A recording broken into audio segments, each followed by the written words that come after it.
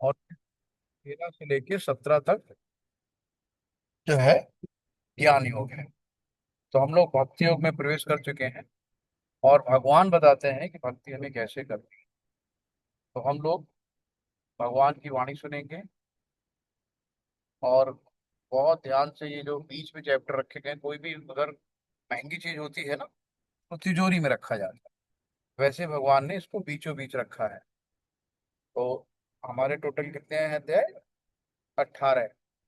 18 में बीचों बीच में इसको रखा गया है। तो 6 आगे हैं, 6 पीछे और 6 बीच में। इसको इतना संभाल के रखा है और इसको कहा गया है ज्ञान विज्ञान योग।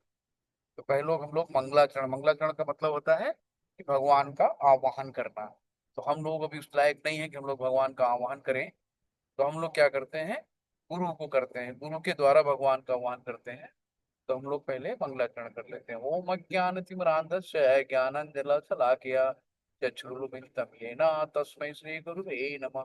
श्री चैतन्य मनोभीष्टं स्थापितं येन भूतले स्वयं रूपं कदाति महिमां ददाति शब्दान्तिकम्। वंदे हम श्री गुरु श्री कमलम श्री गुरु वैष्णव श्री रूपम साग्र जातम सहगण रघुनाथान्वितांतम सजीवम साद्वैतम सावधूतम परिजन सहित श्री कृष्ण चैतन्य देव श्री राधा कृष्ण पादान सहगण ललिता श्री विशाखान्वितांश। हे कृष्ण करुणा सिंधु दीनु बंधु जगतपते गोपेश गोपिका कांत राधा कांत नमस्तुते। तप्त कांचन गौरांगी राधे वृंदावनेश्वरी वृषभानुसुते देवी प्रणमामि हरिप्रिये। नमो विष्णुपदाय पृष्ठपृष्ठाय भूतले श्रीमते भक्ति वेदांत स्वामिनि इति नामिने। नमस्ते सरस्वती देवे गौरवाणी प्रचारिणी निर्विशेषा शून्यवादी पाश्चात्य देश तारिणी। जय श्री कृष्ण चैतन्य प्रभु नित्यानंदा श्री अद्वैत गदाधर श्रीवासादि गौर भक्त वृंदा। हरे कृष्णा हरे कृष्णा कृष्णा कृष्णा हरे हरे हरे राम राम राम हरे हरे हरे कृष्णा राम राम हरे हरे। कृष्णा कृष्णा हरे हरे हरे राम राम राम हरे हरे। हरे कृष्णा। सभी को दंड प्रणाम। आज हम लोग अध्याय 7 की तरफ है, जिसको कहते हैं निरपेक्ष का ज्ञान, ज्ञान विज्ञान योग। तो हम लोग, भगवान ने पहला श्लोक शुरू किया बताना। मय्या सक्त मना पार्थ योग युक्त मदाश्रय असंशय समग्रमा यथा ज्ञास्यसि तक्षणु। तक्षणु का मतलब भगवान कहते हैं आप मुझसे सुनो। हम्म? भगवान ने कहा, हे प्रथापुत्र, अब सुनो कि तुम किस तरह मेरी भावनाओं से पूर्ण होकर और मन को मुझ में आसक्त करके योगाभ्यास करते हुए मुझे पूर्णतया संशय रहित जान सकते हो। तो भगवान यहाँ बताने जा रहे हैं कि आप बिना संशय के कैसे मुझे जान सकते हो, है ना। कि वो कैसे, कि मुझ में मन को आसक्त करके योगाभ्यास करके तुम कैसे मुझे जान सकते हो। शिल प्रपात की जय। तो प्रभात जी के तात्पर्य में बताते हैं कि भगवत गीता के इस 7वें अध्याय में कृष्ण भावनामृत की प्रकृति का विशद वर्णन हुआ है। कृपया, कृष्ण समस्त ऐश्वर्यों से पूर्ण है और वे इन्हें किस प्रकार प्रकट करते हैं इसका वर्णन इसमें हुआ है। इसके अतिरिक्त इस अध्याय में इसका भी वर्णन है कि 4 प्रकार के भाग्यशाली व्यक्ति कृष्ण के प्रति आसक्त होते हैं और 4 प्रकार के भाग्यहीन व्यक्ति कृष्ण की शरण में नहीं आते। तो वो 4 प्रकार के कौन से भाग्यशाली व्यक्ति हैं जो कृष्ण की शरण ग्रहण करते हैं, और कौन से वो अभागे हैं जो कृष्ण की शरण नहीं ग्रहण करते हैं, भगवान इसके बारे में बताएंगे। तो इसके बाद में आगे बताते हैं कि अब मैं तुमसे पूर्ण रूप से व्यवहारिक तथा दिव्य ज्ञान कहूंगा ना। दिव्य ज्ञान, दिव्य यानी आध्यात्मिक ज्ञान, है ना, आत्मा का ज्ञान। तो अब मैं पूर्ण रूप से अब व्यवहारिक तथा दिव्य ज्ञान कहूंगा। इसे जान लेने से तुम्हें जानने के लिए और कुछ शेष नहीं रहेगा। तो भगवान कहते हैं ना कि जब दिव्य ज्ञान हृदय प्रकाशित हो, तो जब दिव्य ज्ञान हृदय में प्रकाश हो जाता है तो सारा अज्ञान यानी हमारी सारी अज्ञानता दूर हो जाती है। तो जब अज्ञान आता है ना, यानी कि प्रकाश आता है, तो अपने आप अंधेरा चला जाता है, नहीं कि हमारी अज्ञानता चली जाती है। तो भगवान आगे बताने जा रहे हैं, मनुष्याणाम सहस्त्रेषु कश्चिद सिद्धे यदतामपि सिद्धानाम कश्चिन्नाम वेत्ति तत्वतः। तो कई हजार मनुष्यों में, है ना, एक आध नहीं, कई हजार, लाखों समझ लो, कई हजार मनुष्यों में कोई एक सिद्धि के लिए प्रयत्नशील होता है ना। आप सोचो सराउंडिंग में कितने लोग भक्ति अपने घर पे लोग नहीं करते, कह रहे छोड़ो, बुढ़ापा आएगा तो करेंगे, है लगता है 600 साल की जिंदगी लेके आए यहाँ पे, कल का भरोसा नहीं है, कल करेंगे कल करेंगे, आज सो लेते हैं। तो हर एक को पता होना चाहिए कि हमारी उम्र की लिमिटेशन है ना। लाइफ इज लाइक आइसक्रीम, गल रही है, खाना हो खा लो, स्वाद लेना हो ले लो, नहीं लाइफ तो अपने सब पर डे एक एक सेकंड हमारी लाइफ से कम हो रहा है। हमें लगता है कि कभी हम सोचते नहीं कि हमें मरना भी है। तो 60-70 साल की एवरेज लाइफ है, उसमें कोई 50 में जा रहा है, कोई 40 में जा रहा है, कोई 60 में जा रहा है, कोई 70 में जा रहा है। कल का भरोसा नहीं, तो आज से जब से जानो तब से लग जाओ, यही ज्ञान है। तो सिर्फ भक्ति का मार्ग है जो हमें भगवत धाम तक ले जा सकता है और इस जन्म मरण के दुख से छुटकारा दिखा सकता है। तो कई हजार मनुष्यों में से कि आप लोग बैठे हो आज यहाँ पे, आज गीता का पाठ सुन रहे हैं, तो आप सोचो कई हजारों में से आप हैं, है ना, जो प्रयत्न तो कर रहे हैं कम से कम। और कितने लोग सोए हुए हैं, आप लोगों ने कितनों को लिंक दी होगी, है ना, लेकिन उनके पास 1 घंटे का समय नहीं है ना। तो जहाँ जाना है प्यारे, सबको जाना है, लेकिन उसको नहीं जाना जहाँ जाना है। तो कम से कम उसको तो जानो जहाँ जाना है, उसको नहीं जाना दुनिया भर को जान लिया। तो सबको जानने से कुछ नहीं मिलना है। जहाँ परमानेंट जाना, जहाँ से लौट के आदमी नहीं आता, उसको जानो। यहाँ तो सब टेम्परेरी है ना। आज एक मैं बहुत अच्छी कहानी पढ़ रहा था, तो उसमें एक वृद्ध लोग थे, कहे कहाँ जाना है, भगवान के घर जाना है। तो अपने घर को कहते थे मैं भगवान के घर में रहता हूँ, है ना।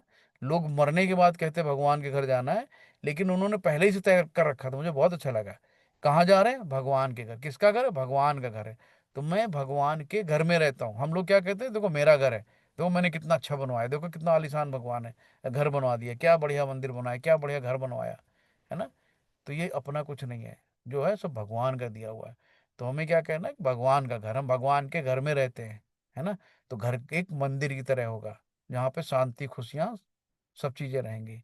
तो हमें अपने आप को भौतिकता से दूर रखना है, जो भी चीजें हैं उसमें अध्यात्म से जोड़ देना है।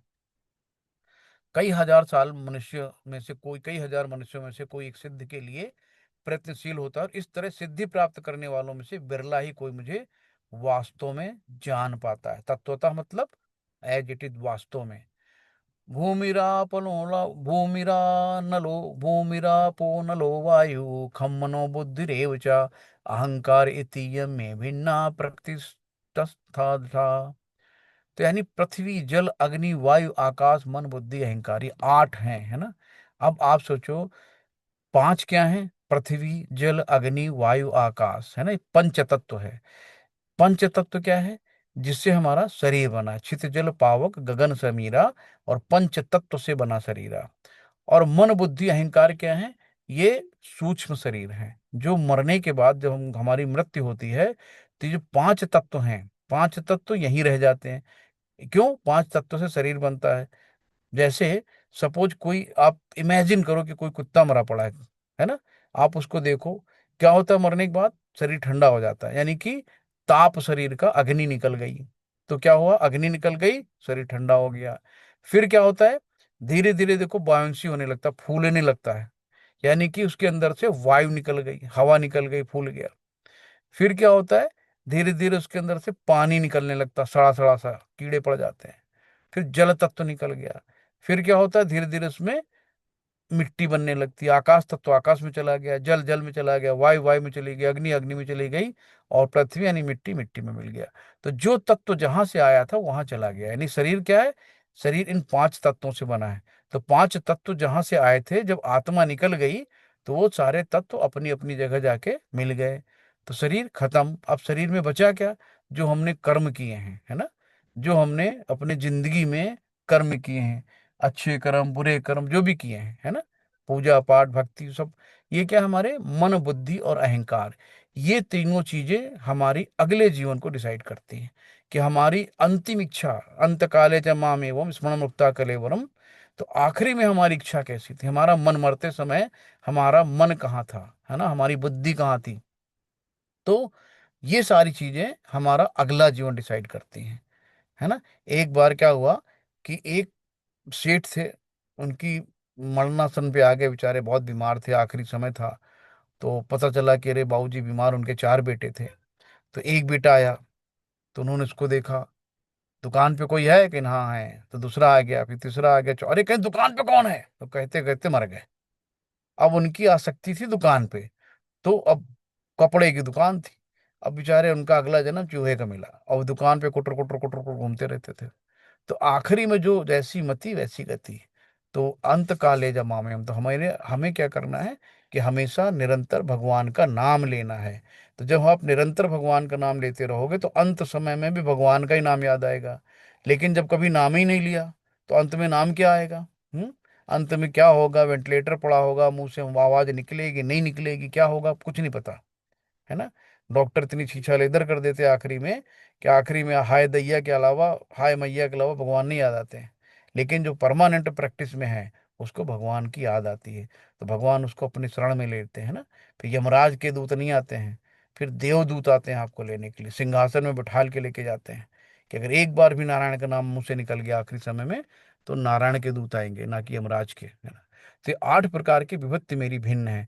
तो इसमें भौतिक प्रकृति, पृथ्वी जल अग्नि वायु, अब मन आकाश, ये 5 ये हो गए, और 3 सूक्ष्म शरीर वाले जो बुद्धि मन अहंकार, तो ये साथ में जाते हैं। तो 2 तरह की शरीर हो गए, है ना, शरीर 2 तरह के हो गए, एक हो गया भौतिक, दूसरा सूक्ष्म शरीर।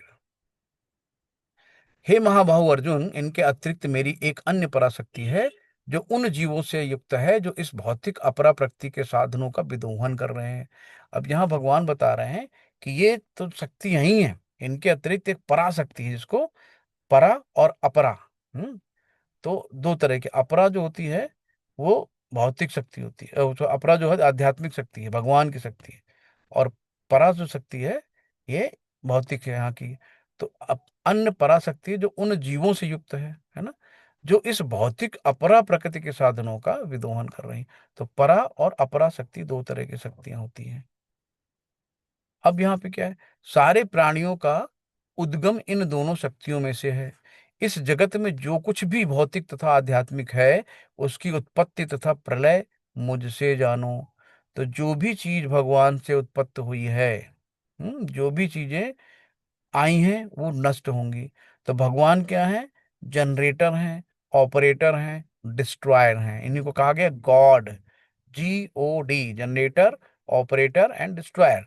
यानी जनरेट भी करते हैं, ऑपरेट भी करते हैं और डिस्ट्रॉय भी करते हैं, सब भगवान ही करते हैं। हे धनंजय, मुझसे श्रेष्ठ कोई सत्य नहीं है, भगवान कहते हैं सत्य यानी तत्वतः मैं ही हूं, है ना, एज इट इज। तो मुझसे श्रेष्ठ कोई नहीं है सत्य। जिस प्रकार मोती धागे में गुंधे रहते हैं, उसी प्रकार सब कुछ मुझ पर आश्रित है। तो भगवान पे सब कुछ आश्रित है, तो हम लोग भी भगवान पे आश्रित हैं। तो जब हम लोग कहते हैं ना तेरा तुझको अर्पण क्या लागे मेरा, तो अर्पण करते कुछ नहीं है, बस केवल गा देते हैं तेरा तुझको अर्पण। सब कुछ अर्पण करो, जो भी कर्म, जो भी काम करो, जो भी करो सब भगवान के लिए, जो भी है सब भगवान के है ना, बच्चे भगवान के हैं। ये हम खाना पका रहे हैं भगवान के लिए, कब पका रहे हैं? आप खाना पकाते हुए याद करो कि हम अपने भगवान के लिए पका रहे हैं, भगवान को भोग लगाएंगे, उसका स्वाद देख लो खाने का, है ना। लंगर चलते हैं, वो ना आलू छीलते हैं ना कुछ करते हैं, ऐसे काटा धोया सेक दिया, देखो कितना स्वादिष्ट, ना प्याज डाला ना लहसुन, तो कितना स्वाद रहता है। तो जब हम प्रसाद लगाते हैं ना, तो उसमें राधा रानी उस प्रसाद को एक्सेप्ट करती हैं, और वो अपनी किचन से वो एज इट इज थाल देके आपको वापस कर देती हैं। तो आप प्रसाद भोग लगा के खाना खाइए, देखिए भोग का स्वाद कितना अच्छा होता है ना। जब भोग लगा के आप अपने बच्चों को खाना खिलाओगे तो उनकी मानसिकता चेंज होगी, उनके अंदर आध्यात्मिक जीवन आएगा, उनके अंदर जो दिमाग में कलमश भरा है, मैल भरा, धीरे धीरे नष्ट होगा। हम लोगों के अनंत जन्म हुए हैं ना, 84 लाख जन्मों के बाद कभी मनुष्य का जन्म मिला है। तो कितने जन्मों का पाप हमारे मन में भरा है नहीं पता। तो ये पाप कटेगा कैसे? हरि नाम लेके, भगवान का नाम लेके। तो जितना से जितना ज्यादा नाम लेंगे उतने से उतने हमारे पाप कटते जाएंगे। लेकिन नाम क्या चलता है, वहां जाना, ये करना, उसने हमको ये कह दिया, सास ने हमको कह दिया, बहू ने हमसे कह दिया, आज हमसे लड़ाई हो गई, आज मेरा ये नुकसान हो गया, आज हमारी धोती नहीं आई, हमारे कुर्ते नहीं आए, है ना, सब इसी में पड़ा रहता है। रोज लड़ाई होती है, कहीं बच्चों से, कहीं पति से, कहीं पत्नी से। तो इनमें समय नहीं बर्बाद करना है। हमें बहुत लिमिट समय मिला है। इस समय का हमें बहुत अच्छे से सदुपयोग करके भागवत धाम जाना है, जहां से कोई फिर वापस नहीं आता है। दोबारा आप लोग आना चाहोगे इस दुखालय में?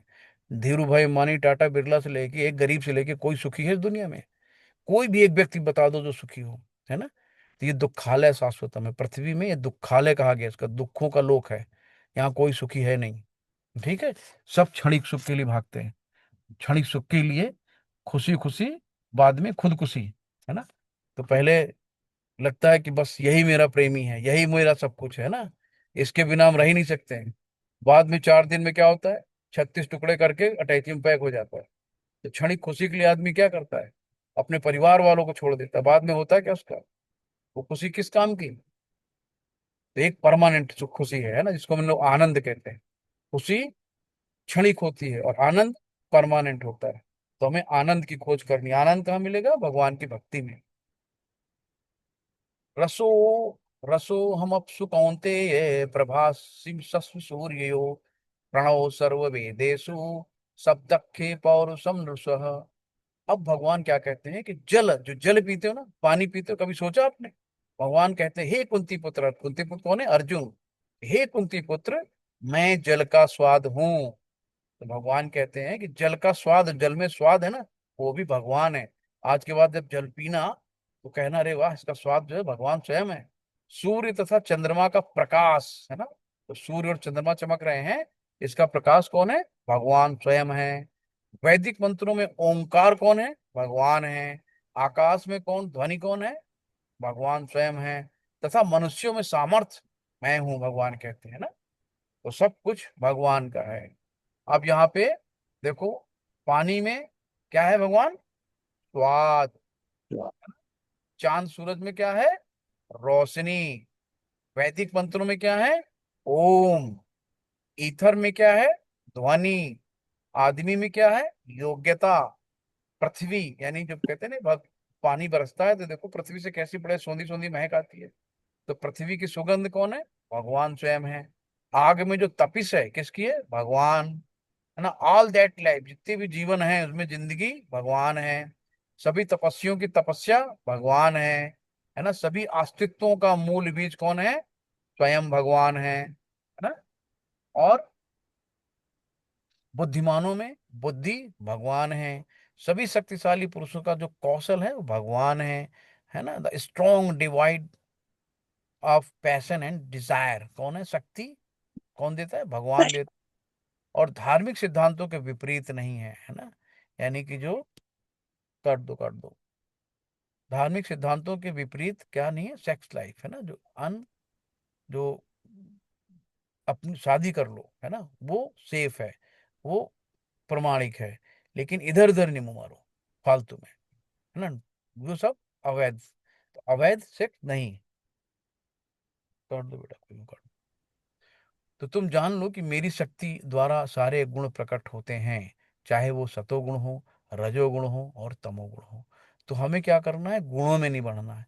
भले हम बहुत अच्छे बन जाए, यानी सतोगुण में आ जाए, है ना, बहुत साधु पुरुष बन जाए, लेकिन गुण है ना, उसमें भी हमारे, मुझे बहुत ज्ञान है, तो गुण में बंध जाता है व्यक्ति। तो हमें बंधना नहीं है, चाहे वो सतोगुण में हो, चाहे रजोगुण में हो, चाहे तमोगुण में हो। तो कैसे नहीं बंधेंगे? जब सारे कर्म सबको हम अर्पित भगवान को कर देंगे, है ना। जब सब कुछ भगवान को अर्पित करते हुए चलेंगे, कर्म बंधों से मुक्ति मिलेगी, हमें कर्म बंधों से में छुटकारा मिलेगी। तो इस तरीके से हमें कर्म बंधों से बंधना नहीं, कर्म बंधों में। तो कब नहीं बंधेंगे? जब हम सब कुछ भगवान के लिए करेंगे, जो भी करना सब भगवान के लिए करते हैं। तो एक प्रकार से मैं सब कुछ हूँ, किंतु स्वतंत्र हूँ। सब कुछ होते हुए भगवान स्वतंत्र हैं। मैं प्रकृति के गुणों के अधीन नहीं हूँ, अपितु वे मेरे अधीन है। तो भगवान किसी के बंधन में नहीं बनते ना, हम भगवान के बंधनों में बनते हैं। भगवान कहते हैं कि मैं किसी गुणों के अधीन नहीं हूँ, अपितु वे सब मेरे अधीन है। तीन गुणों कौन है? सतो रजो तमो के द्वारा मोहग्रस्त ये संसार मुझ गुणातीत तथा विनाशी को नहीं जानता। तो हम लोग अपने गुणों, गुण मतलब होते हैं रस्सी, है ना, तो हम लोग बंधे हुए हैं रस्सी में। तो हमें, हम लोगों के हाथ बंधे हैं, हमारे हाथ खोलेगा कौन? एक जो जिसके हाथ खुले होंगे, मुक्त आत्मा, यानी कि एक प्रामाणिक गुरु। जो एक प्रामाणिक गुरु होता है, वही हमें इन बंधनों से छुटकारा दिला सकता है, वही हमारे जो बंधे हाथ वही खोल सकता है, यानी वही हमें इन गुणों से निकाल सकता है, वही हमें ज्ञान दे सकता है, वही हमें अंधेरे से बाहर ले जा सकता है। तो हमें क्या करना है? एक सच्चे गुरु की खोज करनी है, सच्चा प्रामाणिक गुरु। दैवी है सा गुणमयी मम माया दुरत्या मामेव प्रपद्यन्ते माया में ताम तरंति ते। अब देखो, जब भक्त होता है ना, सच्चा भक्त, तो भगवान देखो गरुड़ की सवारी लेके, यानी गरुड़ को साथ लेके स्वयं भक्त के पास चले आते हैं, और भक्त को अपने सिंह गरुड़ अब खुद कहते हैं बगल में बैठो, चलो मेरे साथ। भगवान इतने दयालु कृपालु हैं। तो प्रकृति के तीन गुणों वाली इस देवी शक्ति, तीन गुणों वाली, सतो तमो और रजो, है ना, ये तीन गुण हैं। तो दैवी शक्ति को पार करना बहुत कठिन है। तो हम इन गुणों से निकल नहीं पाते, कहीं ना कहीं उन गुणों में बंधे रहते हैं। लेकिन भगवान कहते हैं किंतु जो मेरे शरणागत हो जाते हैं, वे सरलता से इसे पार कर जाते हैं। लेकिन जब हम भगवान की शरण में जाते हैं ना, भगवान कहते हैं सर्वधर्म परित्याजम मामेकम शरणम व्रजम अहम त्वाम सर्व पाप्यभ्यो मोक्षसि मामी मा शुचु। कि सारे धर्म छोड़ के, स्त्री धर्म, पुत्र धर्म, पत्नी धर्म, जितने भी धर्म है, सारे धर्म छोड़ के माम एकम शरणम व्रजम, मेरी शरण में आओ। अहम त्वाम सर्व पाप्यभ्यो, मैं तुम्हारे सारे पापों से तुम्हें मुक्त कर दूंगा, डरो मत। तो जन्मों जन्मों के जो पाप हैं, भगवान कहते हैं मैं तुम्हें उनसे मुक्त कर दूंगा, सिर्फ मेरी शरण ग्रहण करो। तो जब हम भगवान के शरणागत हो जाते हैं, तो धीरे धीरे हमारे सारे पाप बंधनों से हमें मुक्ति मिलती है। और इन जो गुणों में, जिनको पार करना बहुत कठिन है, वो भी हम सरलता से पार कर जाते हैं। हरि बोल। नामा दुष्कृति नो मूढ़ा प्रपद्यन्ते नराधमः माया प्रत ज्ञानासुरम भावमाश्रिता। तो अब भगवान ने कहा है कि चार तरह के जो व्यक्ति हैं, वो मेरी शरण में नहीं आते। तो अब ये चार तरह के कौन व्यक्ति हैं जो भगवान की शरण ग्रहण नहीं करते हैं? जो निपट मूर्ख है ना, मूर्ख को पता ही नहीं क्या अच्छा क्या बुरा, तो शरण कैसे ग्रहण करेगा भगवान की? जो निकट मूर्ख है, जो मनुष्यों में अधम है, जिनका ज्ञान माया द्वारा हर लिया गया है, तथा जो असुरों की नास्तिक प्रकृति को धारण करने वाले हैं, ऐसे चार दुष्ट मेरी शरण में नहीं आते हैं। तो यानी कि जो मूर्ख है, और जो मनुष्यों में अधम है, निराधम, है ना, नीच है, जिनका ज्ञान माया द्वारा हर लिया गया हो, जिनका ज्ञान, जैसे साइंटिस्ट लोग हैं, वो अपने आप को बहुत काबिल बनाते हैं, है ना, कि देखो मैंने परमाणु बम बना लिया, मैंने एरोप्लेन बना लिया, मैंने ये कर लिया, रोबोट बना लिया, सब कुछ कर लिया, वो अपने आप को बहुत बुद्धिमान मानते हैं। लेकिन क्या है कि उनकी माया ने उनकी बुद्धि हर ली है, वो अपने आप को सर्वोपरि मानते हैं, वो भी भगवान की शरण में नहीं आते। जो असुर तथा नास्तिक है, जो भगवान से द्वेष करते हैं, भगवान से वैर रखते हैं, ऐसे लोग भगवान के शरण में नहीं आते। चार लोग हो गए। चतुर्विधा भजन्ते माम जना सुकृत अर्जुन आर्थो जिज्ञासुर्थार्थी ज्ञानी चा भरत सभा। तो ये चार प्रकार के लोग भगवान की शरण में आते हैं। कौन कौन से चार लोग हैं? भगवान ने कहा हे भरत श्रेष्ठ, चार प्रकार की पुण्यात्मा मेरी सेवा करते हैं। आर्त, आर्त मतलब जिज्ञासु, अर्थार्थी तथा ज्ञानी। तो आर्त, जो दुखी है, हम्म जैसे कि गजेंद्र महाराज, जब मगरमच्छ ने उनका पैर पकड़ लिया, तो उन्होंने बहुत हजारों साल लड़ाई करी। जब थक हार गए, तो अंत में एक कमल पुष्प निकाला और भगवान को अर्पित किया, भगवान को बुलाया, भगवान तुरंत चले आए, और तुरंत अपने सुदर्शन चक्र से मगरमच्छ का गला काटा और गजेंद्र को बता लिया। तो जो दुखी लोग हैं, जो पीड़ित हैं, आर्त में आ गए। जिज्ञासु, जिनके अंदर जिज्ञासा है ना, जो नैमिषारण्य के जो हैं कथा सुनने वाले हैं, जो जिज्ञासु जिनके अंदर है। अर्थार्थी, जिनके अंदर अर्थ, यानी कि जिनके अंदर पैसे की लालच, पैसा चाहिए, धन चाहिए, उसमें से ध्रुव महाराज हैं। ध्रुव महाराज जी की जो सौतेली माँ थी, उन्होंने मना कर दिया कि चलो उतरो, इनके पापा गोद में केवल मेरा बेटा बैठेगा, तुम नहीं बैठोगे। तो मम्मी से पूछे कि ये बताओ मम्मी, मुझे पापा के क्या, पापा के पापा से भी बड़ा राज्य चाहिए, कैसे मिल सकता है? तो मम्मी ने कहा तो भगवान ही दे सकते हैं। भगवान मिलेगा कहाँ? कहीं जंगल में चले गए, जंगल में और डट गए, और जंगल जाते रहे। तो भगवान ने देखा कि यार तो बहुत अडिग है अपनी तपस्या में, तो जंगल जा रहा है, इसको कोई डर भी नहीं लग रहा कि शेर खा जाएगा, चीता खा जाएगा। तो भगवान ने तुरंत गुरु की व्यवस्था करी, है ना। तो गुरु, बिना भगवान के गुरु नहीं मिलते और बिना गुरु के भगवान नहीं मिलते। तो तुरंत नारद मुनि को भेजा। नारद मुनि ने कहा, बच्चे तुम छोटे हो भी, तुम्हारी आयु कितनी, 5 साल के हो, है भी, तुम्हें निक्कर पहनना नहीं आता, तुम कहाँ जाओगे जंगल में पहनने, तो क्या करोगे, शेर खा जाएंगे, चीते खा जाएंगे। कहे, नहीं नहीं, मुझे भगवान से मिलना, मुझे माँ ने बोला है भगवान सब कुछ कर सकता है, अब मैं भगवान को ढूंढ के रहूंगा। तो जब उसका दृढ़ निश्चय देखा, है ना, तब बहुत समझाया, बहुत उन्होंने निगेटिव बात बोली नारद मुनि, लेकिन वो नहीं माने। तब उन्होंने गुरु का पद धारण किया और बोले कि ओम नमो भगवते वासुदेवाय। गुरु मंत्र दिया कि इसका जाप करो। फिर उन्होंने, ध्रुव महाराज ने क्या किया कि 6 महीने के अंदर विष्णु जी को बुला लिया। यानी कि पहले महीने उन्होंने अन्न त्याग दिया, दूसरे महीने जल त्याग दिया, तीसरे महीने वो जो है उस पे खाने पे रहे, फल फूल पे रहे, फिर फल फूल भी छोड़ दिया, फिर पत्तियों पे रहे। धीरे धीरे ऐसे करके 6वें महीने विष्णु जी प्रकट हो गए। और उन्होंने जैसे ही अपना शंख उनके कान में छुआए, उन्हें सारा ज्ञान हो गया, है ना। जितना हम लोग पढ़ते हैं 1 सेकंड में सारा प्रभु के दर्शन हो गए, सारे शास्त्र अपने आप उनके अंदर उतर गए, सारा ज्ञान हो गया। अब जब ज्ञान हो गया तो उनको बड़े शर्मिंदा हुए। भगवान ने बोला, मांग लो, क्या मांगना है। तो अरे बोले, नहीं प्रभु मुझे कोई, अरे लेकिन मांग लो, तुमको तुम मांग लो, भगवान तो अंतर्यामी जानते हैं भाई तुम किस लिए आए थे। तो ध्रुव महाराज बोले, मुझे कुछ नहीं चाहिए, मैं बहुत मूर्ख था, मैंने क्या कंकड़ पत्थर मांग लिए, ये सब पैसा धन दौलत सब कंकड़ पत्थर है। मैं मुझे मेरे जब ज्ञान आ जाता है ना, तो धन दौलत सब बेकार लगने लगती है, 2 कौड़ी की, है ना। कोई भी कितना भी कमा ले, कुछ भी कर ले, एक पाई नहीं लेके जा सकता यहाँ से, खाली हाथ जाता है। तो चाहे जितना चोरी चपट कपट कुछ भी कर ले, सब छोड़ के ही जाता है। तो जब उनको ज्ञान हो गया तो उन्होंने कहा, अरे हमने क्या मांग लिया। तो कहे, भगवान हमें आप हर जन्म में अपनी भक्ति दो, और कुछ नहीं चाहिए। तो भगवान ने उनको भक्ति भी दी और उनको ध्रुव लोक दिया। जो जो ब्रह्मा जी उनके बाबा थे ध्रुव महाराज के, तो उनसे भी ऊपर देखो ध्रुव लोक है। तो ध्रुव लोक भी दिया और हर जन्म में भक्ति भी दी। तो भगवान इतने कृपालु होते हैं, और मात्र 6 महीने की तपस्या में। अब यहाँ पे देखो वही, ये 4 प्रकार के लोग भगवान की शरण में आते हैं। तो जैसे ही हाथी यानी गजेंद्र महाराज हैं, तो इनको मगरमच्छ ने पैर पकड़ा हुआ है।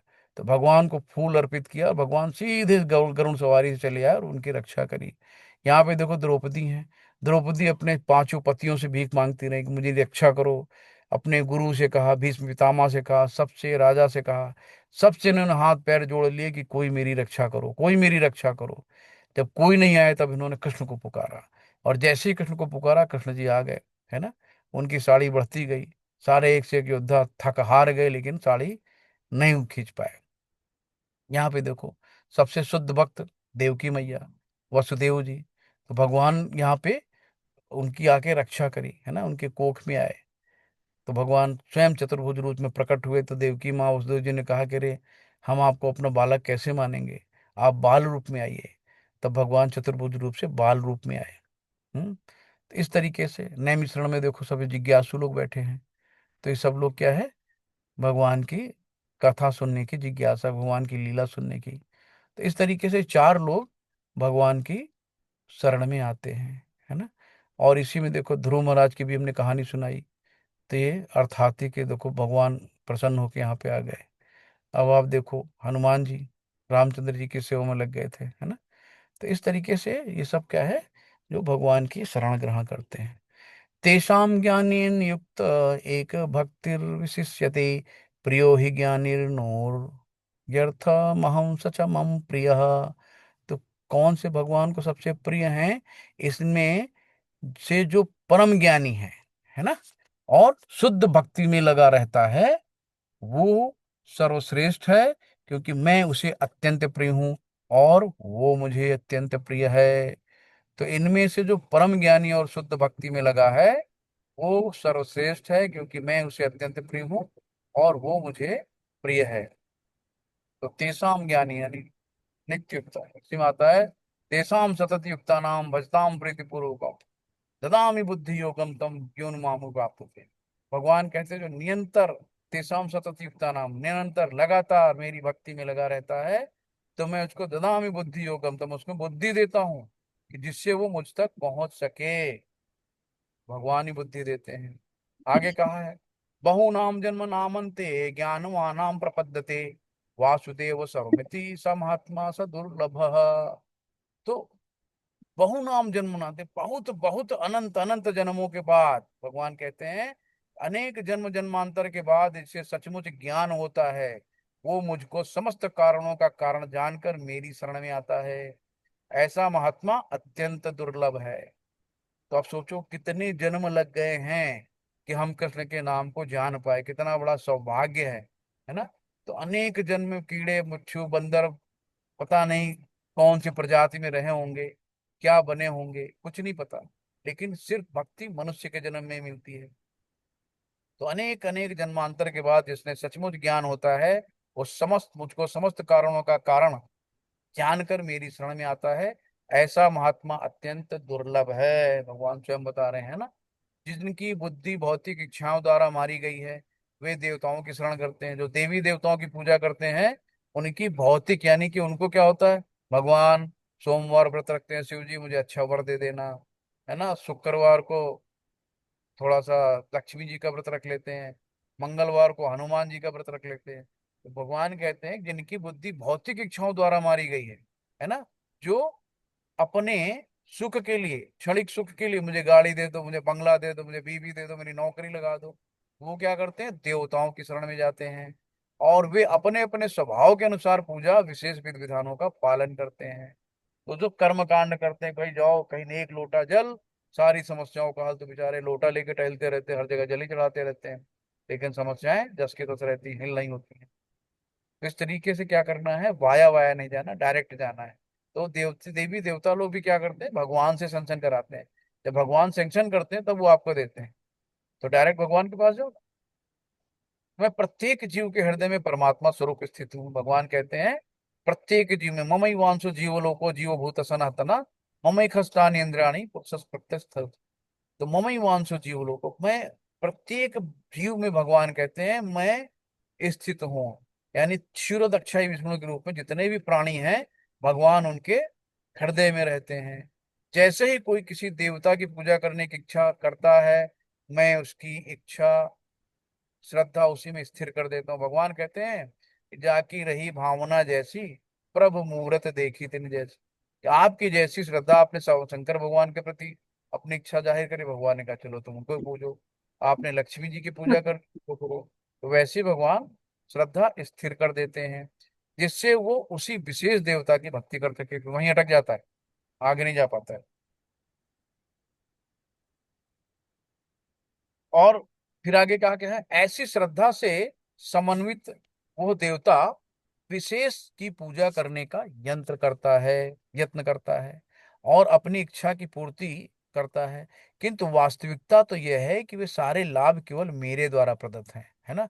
आप देखो यहाँ पे दिया गया है कि यहाँ पे जितने देवी देवता हैं, है ना, आप भक्त है जो भगवान को द्विभुज रूप में देख सकता है। और देवताओं की भी उतनी पावर नहीं है कि भगवान को द्विभुज रूप में दर्शन भगवान उनको नहीं देते हैं। ये जो यहाँ पे भगवान बैठे हैं, यहाँ पे भगवान इनका ही ऑफिस है। तो सारी देवी देवता जाके उनसे मांगते हैं, देखो हाथ जोड़ के शिव जी बैठे हैं, गाय भी है ना। और सारे देवता लोग भगवान को वहां पे पुकारते, तब भगवान वहां के लक्ष्मी जी और विष्णु जी के रूप में दर्शन देते हैं। तो भगवान यहाँ से सैंक्शन करते हैं, तभी आगे अपने भक्तों को देते हैं। शुद्ध भक्त जितने भी देवता हैं, सबको आपको प्रणाम करना है, सबको आपको नतमस्तक होना है।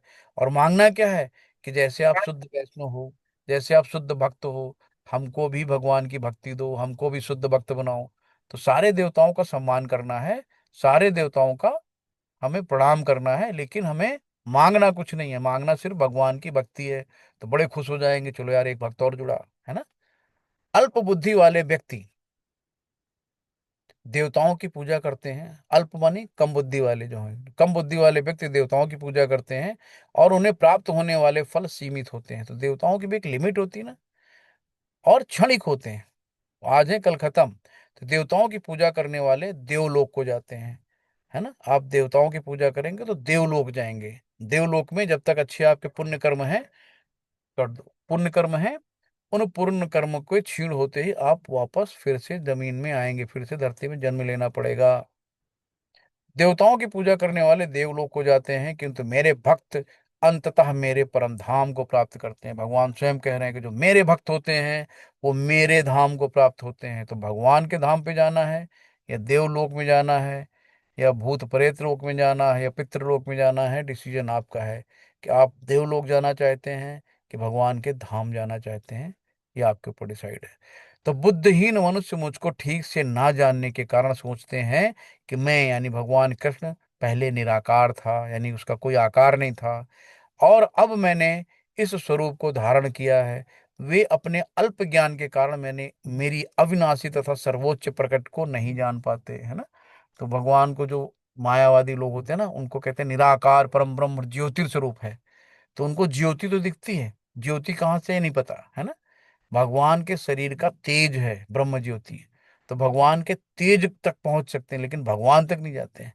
और भक्ति क्या है, भगवान तक जाता है सीधे सीधे, है ना।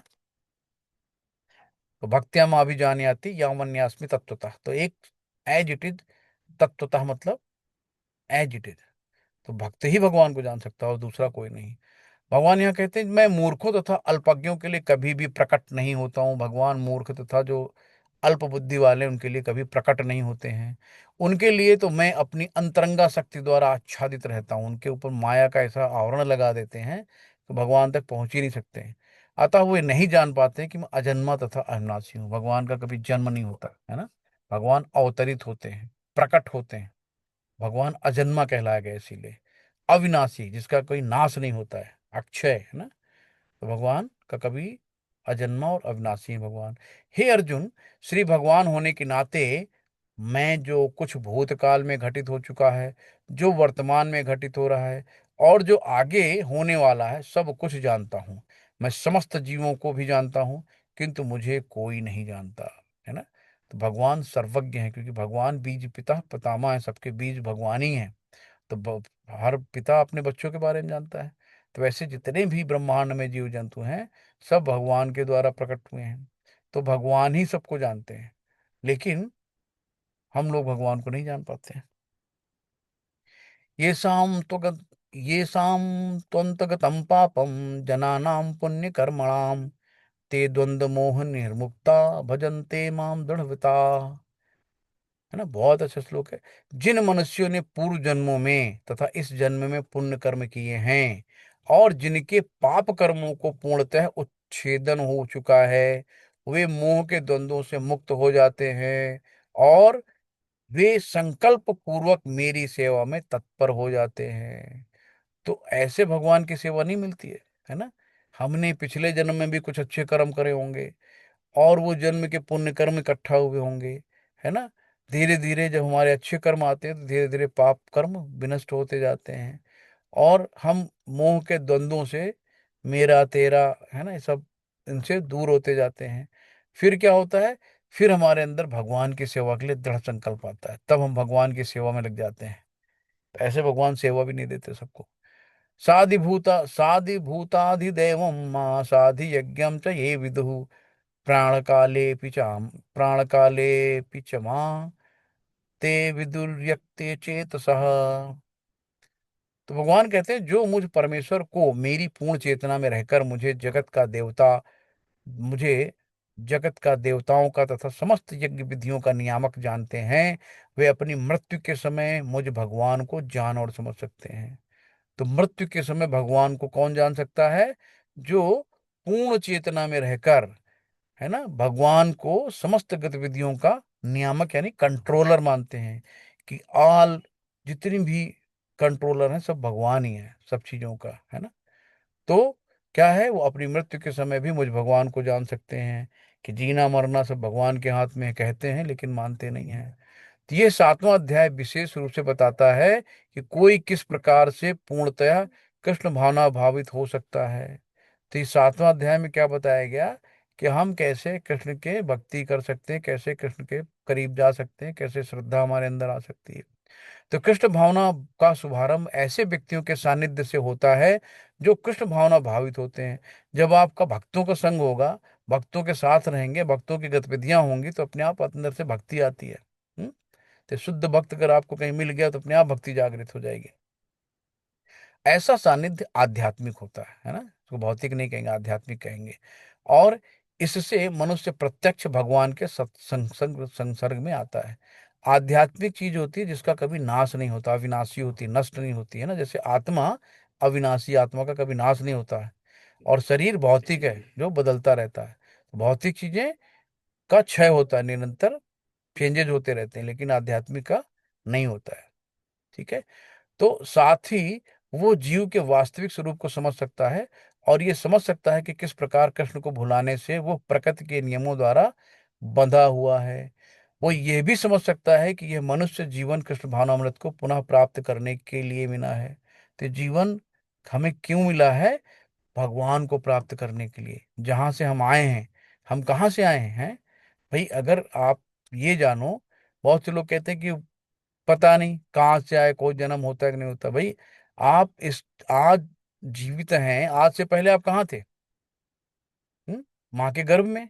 माँ के गर्भ में कहाँ से आए? तो कहीं तो रहे होगे पहले, तभी तो माँ के गर्भ पहुंचे। फिर माँ के गर्भ से हम यहाँ आए, तो हमें यहाँ का तो जीवन याद है, लेकिन माँ के गर्भ में कहाँ से आए नहीं पता, भूल गए। तो इस तरीके से निरंतर हमारे शरीर में कोई न कोई परिवर्तन होता है, शरीर बदलता रहता है। और एक शरीर से दूसरे शरीर, दूसरे शरीर से तीसरे शरीर में स्थानांतरण होता है हमारे कर्मों की गतिविधियों के कारण। तो ऐसा सानिध्य आध्यात्मिक होता है, ऐसा सानिध्य, इससे मनुष्य प्रत्यक्ष भगवान के संसर्ग में आता है। भगवत कृपा से वो कृष्ण को भगवान समझ सकता है, साथ ही वो जीव के वास्तविक रूप को समझ सकता है, और ये समझ सकता है कि किस प्रकार कृष्ण को भुलाने से वो प्रकृति के नियमों द्वारा बंधा हुआ है। तो ये भी समझ सकता है कि ये मनुष्य जीवन कृष्ण भावनामृत को पुनः प्राप्त करने के लिए मिला है। अतः इसका सदुपयोग परमेश्वर की अहेतुकी कृपा प्राप्त करने के लिए किया जाना चाहिए, है ना। तो हमें भगवान की कृपा प्राप्त करने के लिए शरीर मिला है, ना कि यूं ही बर्बाद करने के लिए। तो इसमें क्या बताया गया है? कृष्ण के बारे में ज्ञान की महिमा, भगवान कृष्ण की ऊर्जाओं का ज्ञान बताया गया है कि पानी का स्वाद भी भगवान है। भगवान कृष्ण को समर्पण बताया गया है, भगवान के शरणागत हो जाओ, भगवान सारे दुखों पापों से मुक्त करा देंगे। नेमी गॉड यानी देवी देवताओं की पूजा और प्रतिवाद बताया गया है। भ्रांति से भक्ति तक कैसे भ्रांतियां होती हैं, तो हम कैसे भक्ति तक जाते हैं, ये भगवान ने यहाँ पे बताया है। ये यहाँ का 7वां अध्याय रहा। और समय के अभाव में हमने थोड़ा सा बहुत ज़्यादा एक्सप्लेन नहीं किया है, तो कोई भी त्रुटि हो तो आप लोग क्षमा करिएगा। और किसी को कोई क्वेश्चन हो तो आप पूछ सकते हैं, कोई सुझाव हो दे सकते हैं। हरे कृष्णा, दंडोत राम सभी को, हरे कृष्णा। एक तो मिला उसको। हरे कृष्णा प्रभु जी। हरे कृष्ण। हरे कृष्णा प्रभु जी। हरे प्रभु कृष्णा। जी, घर के अंदर तुलसी कितनी होनी चाहिए हरे संख्या में, या कृष्णा वैसे ही प्रभु कर सकते जी। हैं हम? जी हरे माता जी। कृष्णा कृष्ण प्रभु जी। घर के अंदर जैसे हम तुलसी मैया को लगाते हैं, तो क्या वो एक संख्या में लगानी चाहिए, या जैसे कि एक बगीचे की तरह भी उगा सकते हैं हम क्या लगाना माता जी, फिर से बोलिए। तुलसी? तुलसी? नहीं, उसका कुछ नहीं माता जी, तो कुछ कुछ कुछ भी लगा सकते हो, ऐसा नहीं है। नहीं, कोई संख्या जरूरी नहीं है क्या? कितनी भी लगा सकते हैं क्या? बिल्कुल बिल्कुल, उसमें कोई संख्या का मतलब नहीं माता जी। अच्छा ठीक है, तो हम लोग थोड़ा सा आज हम एक इमरजेंसी है, तो जो भी क्वेश्चन आप लोग रखिएगा, कल हम लोग डिस्कस कर लेंगे। वांछा कल्पतरुभ्यश्च कृपा सिंधु एव च पतितानाम पावनेभ्यो वैष्णवभ्यो नमो नमः। अनंत कोट वैष्णव बंद की जय, शिल प्रभुपाद की जय, सभी भक्तों की जय हो। हरे कृष्णा, हरे कृष्णा, कृष्णा हरे कृष्णा कृष्ण हरे कृष्ण हरे, हरे हरे हरे राम राम हरे हरे राम, राम राम। राम हरे हरे। हरे राम हरे कृष्णा, राम राम। हरे हरे कृष्ण कृष्णा, प्रभु जी। कृष्णा कृष्णा सभी हरे को हरे हरे, कृष्ण। हरे हरे राम, राम राम हरे हरे हरे। राम हरे हरे। हरे कृष्णा, हरे हरे कृष्ण हरे कृष्णा, कृष्ण कृष्णा कृष्ण कृष्णा कृष्ण हरे हरे हरे, हरे। हरे हरे राम, हरे राम राम, हरे राम राम राम हरे हरे। राम राम। हरे कृष्णा हरे सभी भक्तों, कृष्ण हरे हरे कृष्णा, हरे कृष्ण कृष्णा। हरे मिलते हैं, कृष्ण कल मिलते हैं। हरे कृष्णा हरे हरे हरे कृष्णा। कृष्णा कृष्ण प्रभु जी। सभी को हरे कृष्ण। हरे कृष्णा, दंडनाम हरे हरे, कृष्णा हरे हरे कृष्णा हरे हरे कृष्णा। कृष्णा। हरे